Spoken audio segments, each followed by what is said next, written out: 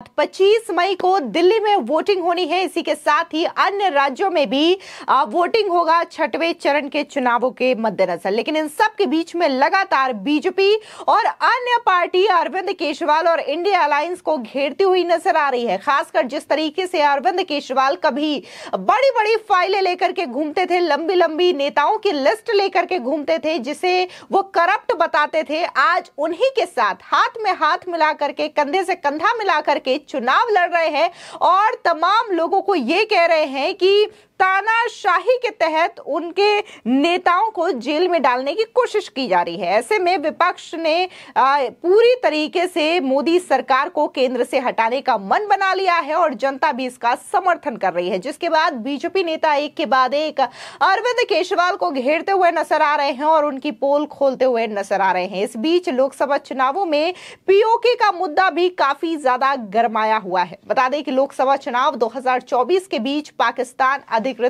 कश्मीर यानी कि पीओके एक बड़ा मुद्दा बन चुका है। भारतीय जनता पार्टी के विभिन्न नेता बार बार जल्द ही पाकिस्तान के कब्जे से कश्मीर को छुड़ाने की बात कर रहे हैं। ऐसे में अब मध्य प्रदेश के पूर्व सीएम शिवराज सिंह चौहान ने भी पीओके को लेकर के बड़ा बयान दे दिया है। उन्होंने कहा कि तीसरी बार प्रधानमंत्री चुने जाने पर मोदी पाकिस्तान के कब्जे वाले कश्मीर यानी कि पीओके को वापस ले लेंगे। इसके साथ ही शिवराज सिंह चौहान ने भारत के पहले पीएम जवाहरलाल नेहरू की कश्मीर नीति को लेकर के भी बड़े सवाल खड़े किए हैं। सुनिए शिवराज सिंह चौहान का ये बयान, जहां पर वो पीओके और नेहरू को लेकर के बात कर रहे हैं।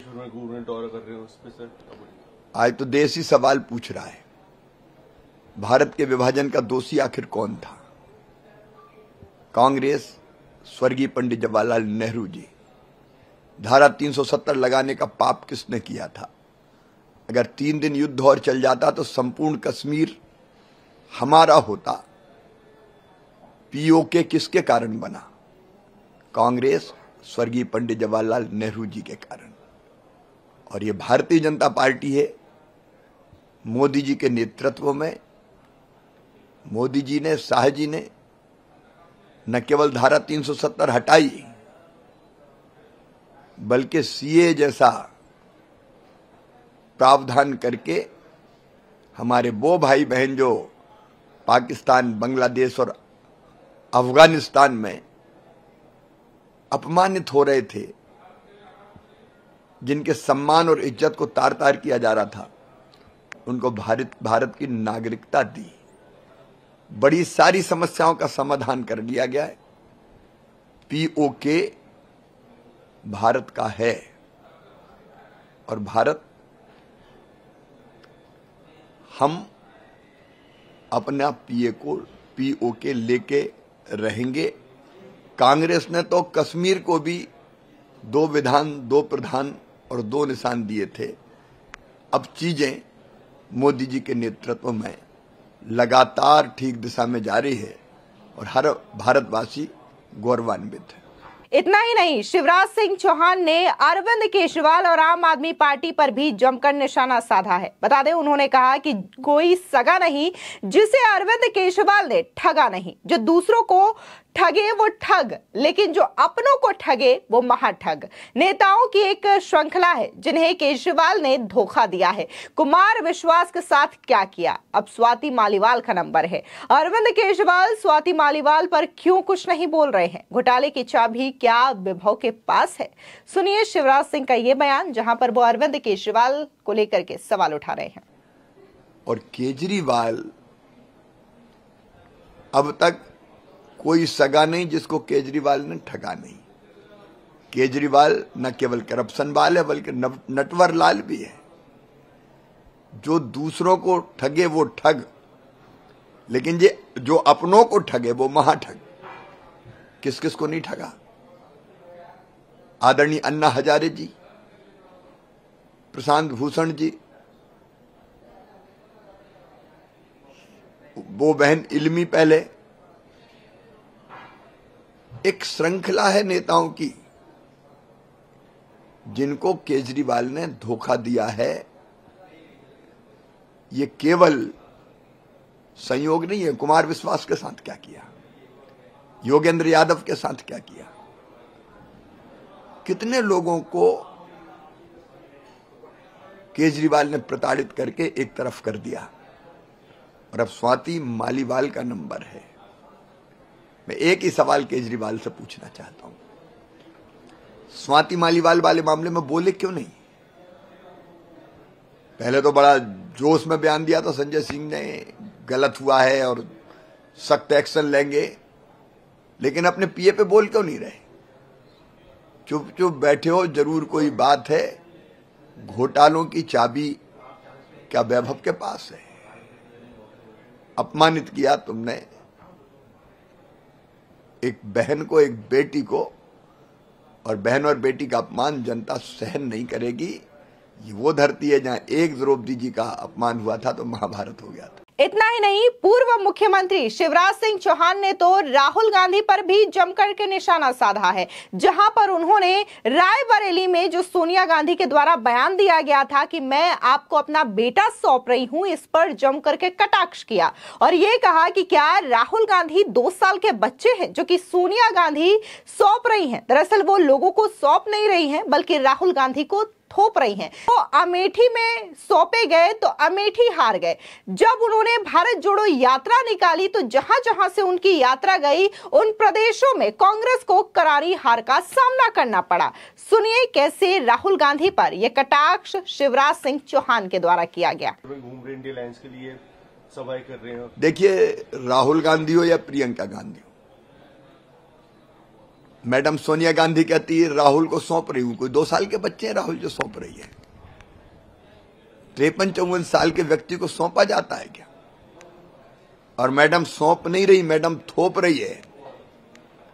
पहले कांग्रेस पर थोपा तो 50 बार कांग्रेस हारी, फिर अमेठी पर थोपा तो राहुल गांधी हार गए, फिर यात्रा थोपी तो जहां जहां राहुल गांधी की यात्रा निकली वहां कांग्रेस हार गई, और अब राहुल को सौंप दिया है रायबरेली को। रायबरेली पर थोपा है, सौंपा नहीं है, तो रायबरेली हार रहे हैं। ये देश की जनता भारत की संस्कृति, जीवन मूल्य, परंपराओं को जानते नहीं है। ये तो शाही परिवार है जिसका केवल अपने परिवार से लेना देना है, जनता से कुछ नहीं। आपको बता दें, इसी के साथ ही बीजेपी नेत्री शाइना एनसी ने भी अरविंद केजरीवाल पर जमकर हमला बोला। दरअसल अरविंद केजरीवाल के दावे, जहां पर वो ये कह रहे हैं कि इंडिया अलायंस 4 जून को सत्ता में आएगी, इसको लेकर के शाइना ने ये कहा कि 4 जून को केजरीवाल और इंडी घमंडिया अलायंस को मुंहतोड़ जवाब मिलेगा जब जनता जो है वो मोदी सरकार को चुनेगी, और सीधे तौर पर 4 जून को ही इसका जवाब मिल जाएगा कि जीत किसे कहते हैं और करारी हार किसे कहते हैं। सुनिए शाइना का ये बयान। किस परिप्रेक्ष्य में अरविंद केजरीवाल समझते हैं कि उनकी जीत हो रही है? शायद उनको ये देखना चाहिए कि जनता और जनादेश किस तादाद में बाहर आके मोदी जी को वोट कर रहे हैं। 4 जून को जो मुंह तोड़ जवाब उनको और उनकी इंडी घमंडी अलायंस को मिलेगा, शायद उससे स्पष्टीकरण आ जाएगा कि हार किसको बोलते हैं और जीत किसको बोलते हैं। यहाँ तो स्वीकारता भी नहीं है। इसी के साथ ही बीजेपी सांसद और उत्तर पूर्वी दिल्ली से बीजेपी प्रत्याशी मनोज तिवारी ने भी पूरी तरीके से कांग्रेस पार्टी और अरविंद केजरीवाल पर हमला बोला और ये कह दिया कि कांग्रेस प्रत्याशी यानी कि कन्हैया कुमार ने तो अरविंद केजरीवाल के कामों की पोल खोल दी है, जिसका जवाब जनता उन्हें देगी। दरअसल मनोज तिवारी ने हमला बोलते हुए कहा कि सच्चाई ये है कि साफ पानी उपलब्ध कराना, वरिष्ठ नागरिकों को पेंशन देना, राशन कार्ड मुहैया कराना आदि दिल्ली सरकार की जिम्मेदारियां हैं। अगर इंडी अलायंस उम्मीदवार ने बताया है कि दिल्ली के लोगों को पर्याप्त पानी नहीं मिल रहा है, तो जनता न केवल अरविंद केजरीवाल बल्कि उस उम्मीदवार को भी करारा जवाब देगी। सुनिए मनोज तिवारी का यह बयान। यहाँ के कांग्रेस कैंडिडेट ने, जो टुकड़े टुकड़े गैंग का नेता है, उन्होंने अरविंद केजरीवाल के चेहरे पे कालिख पोत दी है, ये कह के कि दिल्ली में गंदा पानी नहीं मिल रहा। यही स्वाति मालवीय भी बोलने गई थी जब उनकी पिटाई हो गई। सच्चाई ये है कि दिल्ली को पानी देना, नल से जल देना, बुजुर्गों का पेंशन देना, राशन कार्ड बनाना, गलियों के जल जमाव को समाप्त करना, छोटी छोटी सड़कों का निर्माण करना, ये सारा दिल्ली सरकार का काम होता है। शिक्षा, स्वास्थ्य और इन सब में आज जो दिल्ली रो रही है, तो अगर उन्हीं के कैंडिडेट ने कह दिया कि पानी नहीं मिल रहा है, तो अब यहाँ दिल्ली की जनता उस कैंडिडेट को भी बताएगी और आम आदमी पार्टी का जो शीर्ष नेतृत्व है उनको भी पता चलेगा, क्योंकि आम आदमी पार्टी में बहुत सारे ऐसे लोग हैं जिनके दिल में देश धड़कता है और वो लोग इस समय वैसे ही उनका मन बदल चुका है जैसा अनिल झा जी ने कहा। वहीं दूसरी ओर असम के सीएम और बीजेपी नेता हिमंता बिस्वा शर्मा ने भी बड़ा हमला बोला है इंडिया अलायंस को लेकर के। उन्होंने ये कहा है कि अरविंद केजरीवाल पहले हेमंत सोरेन और राहुल गांधी को भ्रष्ट बोलते थे और आज की डेट में वो उन्हीं की गोदी में बैठ चुके हैं। एक ओर जहां सारे के सारे करप्ट नेता हैं, तो वहीं दूसरी ओर एक अकेला मोदी खड़ा है जो कि इनके खिलाफ लड़ रहा है। इतना ही नहीं, हेमंत सोरेन ने श्री कृष्ण जन्मभूमि और ज्ञानवापी मंदिर को लेकर के भी बड़ा बयान दे दिया है। उनका कहना है कि हम कौन होते हैं मंदिर बनवाने वाले, जब श्री कृष्ण चाहेंगे उनका मंदिर बन जाएगा। सुनिए हेमंता का ये बयान। कल दिल्ली हाईकोर्ट ने क्या बोला? कल दिल्ली हाईकोर्ट ने बोला कि केजरीवाल ये एक्साइज घोटाला में सब कुछ उन्होंने किया जो उसको करना नहीं चाहिए था। ये हमारे फाइंडिंग नहीं है, ये जुडिशियल फाइंडिंग्स है। आप देखिए, कभी केजरीवाल ने हेमंत सोरेन और कांग्रेस को भ्रष्ट बताते थे, आज हेमंत सोरेन और केजरीवाल एक ही मंच में खड़ा है। एक तरफ सारे करप्ट लीडर्स और एक तरफ अकेला मोदी, और अकेला मोदी सबका ऊपर भारी पड़ रहा है। अभी हम लोग 320 पार कर चुका हूँ और हम लोग 400 का तरफ तेजी से जा रहा हूँ। आप बोलिए, मैं आपका सवाल लेके आगे निकलता हूँ। लालू यादव के छोटे बेटे ने ये कहा है कि बीजेपी की महंगाई माँ है और बेरोजगारी बाप। क्या कहेंगे? आप देखिए, बीजेपी प्रदेश शासित में सबसे पेट्रोल और डीजल का दाम कम है। सर इधर देखिए, आज बीजेपी शासित प्रदेश में सबसे इन्फ्लेशन कम है। सर कैमरा देखिए। आज बीजेपी शासित प्रदेश में सबसे ज्यादा वेलफेयर स्कीम्स है। हमारा माताओं को हर महीना 1250 रुपया मिलते हैं। सरकारी कर्मचारी को 50% डीए मिलते हैं। लालू यादव ने बिहार को जंगल राज बना के आए हैं। लालू का बेटा को सरकार का बारे में टिप्पणी करने का कोई अधिकार ही नहीं है। कहाँ लालू यादव है और कहाँ सरकार, दोनों अलग अलग चीजें। उन्होंने तो बिहार को जंगल राज बना दिया है। बिहार जाने से ही हर लोग रोना शुरू कर देते हैं कि लालू और लालू का दोनों बेटा ने मिलकर बिहार का क्या हालत कर दिया। अरे दुल्लू जी तो कामाख्या माँ का सबसे बड़ा भक्त है। दुल्लू जी तो जीत रहा है, 4 लाख वोट से ज्यादा से दुल्लू जी जीत रहा है।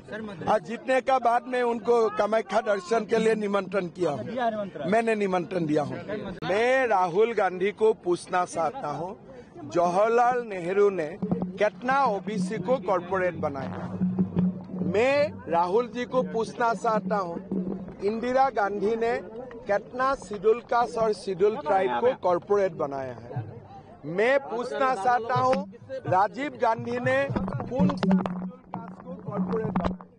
नरेंद्र मोदी ने शेड्यूल कास्ट को देश का राष्ट्रपति बनाया है। नरेंद्र मोदी जी ने आदिवासियों को देश का राष्ट्रपति बनाया है। राहुल जी को मैं बोलना चाहता हूँ, आप हिंदू विरोधी में नहीं हो, बोलने से नहीं होगा। आपको हिंदू प्रेमी होना पड़ेगा। आपको हिंदू प्रेमी होना पड़ेगा। इसलिए ये भारत देश हिंदू सिविलाइजेशन है। ये भारत ऐसे नहीं आया है। 5000 साल से भारत हिंदू ने सजाया है। आप पे आरोप लग रहा है कि 400 आएगा आपके पास तो आप लोग संविधान बदल देंगे। देखिए, संविधान बदलने का जरूरत क्या है? मोदी जी का पास आज भी 400 सीट है। मोदी जी ने संविधान को बदलाया कि संविधान को शक्तिशाली किया। संविधान में क्या लिखा है कि यूनिफॉर्म सिविल कोड आप लाइए। कांग्रेस ने लाया यूनिफॉर्म सिविल कोड? तो संविधान में जो लिखा हुआ है, अंबेडकर जी ने जो लिख के गया है, उनको कांग्रेस ने कभी पालन नहीं किया। मोदी जी को 400 सीट आने दीजिए। मोदी जी संविधान में जो अंबेडकर जी ने जो निर्देश देके गया है वही निर्देश को पालन करेगा। एक आखिरी सवाल, जो आप मन से कह रहे थे 400 आएगा तो ज्ञान व्यापी बनेगा, और ये क्या पक्का वादा है बीजेपी का? बीजेपी का वादा है कि कृष्ण जन्मभूमि और ज्ञान व्यापी बनेगा या सिर्फ भाषण में रहेगा? देखिए, भारत में कृष्ण जन्मभूमि और ज्ञान व्यापी मंदिर बनने में हमारे कुछ नहीं सही है। भगवान कृष्ण खुद अपना मंदिर बना लेगा, आप चिंता मत कीजिए। हम कौन है कृष्ण का मंदिर बनाने वाला?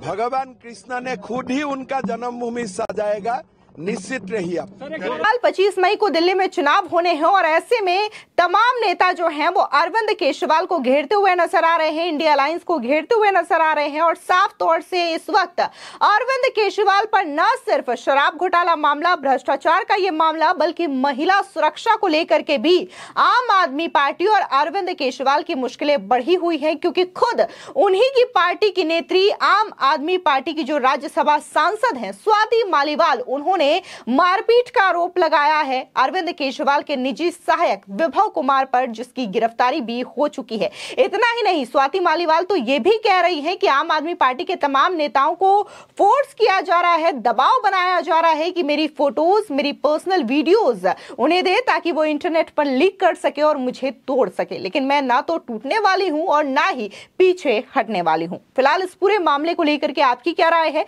हमारे कमेंट सेक्शन में जरूर बताएं। धन्यवाद।